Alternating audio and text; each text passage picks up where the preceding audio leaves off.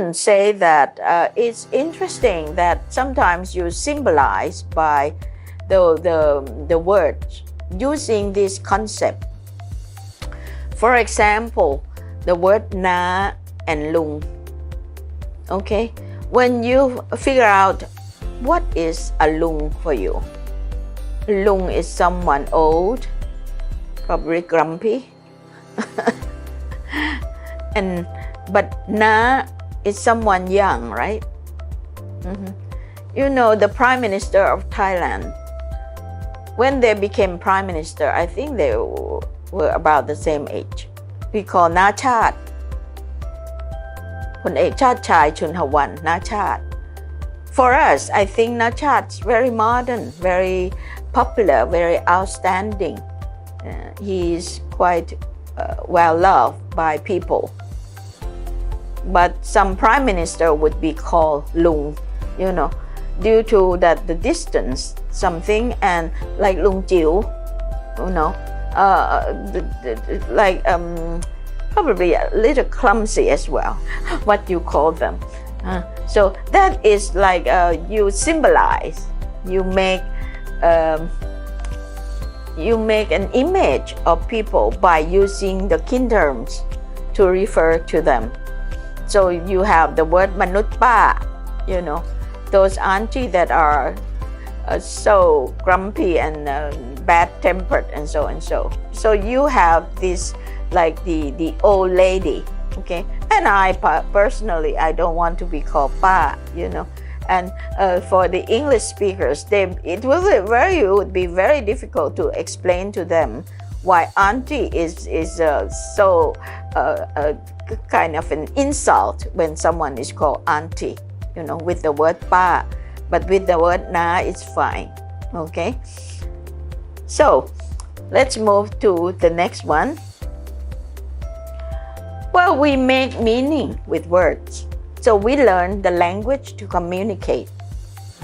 We never stop acquiring new words every day, and especially in this ICT age. You watch television, you watch the news, and you have different words referring to people. We have the device to hypothesize and create the string of words or language by ourselves. However, we learn the language in our cultural setting. So the biggest setting is the cultural setting. It governs how we name things, how we communicate to other members of the social setting. So if you are going to speak English, you need to understand that concept or that it leads to the culture, how they look at the world. Okay, so that you will not just the form and memorize it, but you have to see how they see things. Okay, the culture that see things different from us, the culture that refer to your relatives different from us, and the feeling that they have towards that culture. So this is the important part about learning how to mean. It's not just the forms, but how you use it in different settings. It's very subtle. Okay. The next slide will be the end of the part. I really, from now on, at every part of my talk, I will give this slide. Just like a summary of what you should do after this. What you need to do after this part is to think of the examples that you can use to explain how the English world is different from Thai, that can be exemplified by the differences in the two languages. Like I use the kin terms, you can use some other things. I also use the cooking terms, right?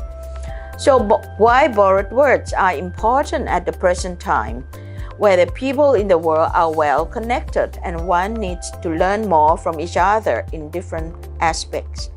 So when people need to borrow words, it's very common. If it's just kind of slow borrowing, you know, you may not find it like a shock that why is it that she has to mix the English words into Thai speaking or mixing some French words into English speaking. Okay, like when cooking, the English would use a lot of French terms.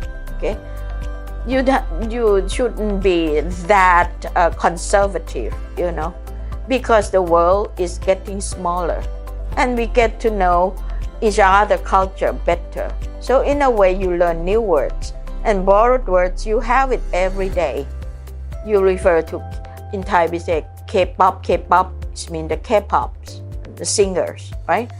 And that's Korean culture, right? So these are the things that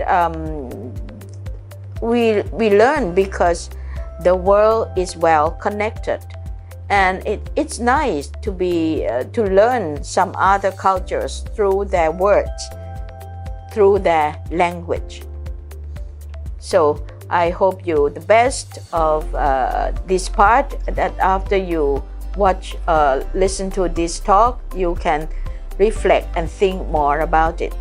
Thank you very much. See you in the next part.